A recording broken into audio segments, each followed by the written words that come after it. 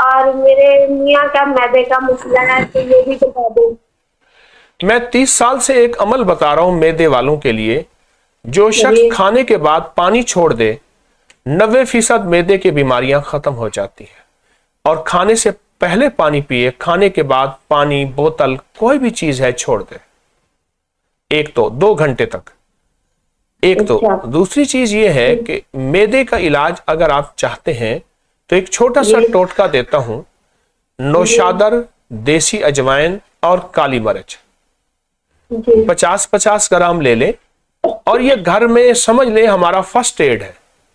घर में कोई भी जी हंगामी मसला हो, मैदे का, गैस का, हत्ता के गुर्दे के दर्द का और किसी भी मर्ज का, ये आप बारीक पीस लें। नौशादर, क्या बताया मैंने? जी बताया नौशादर, देसी अजवाइन जी और काली मिर्च।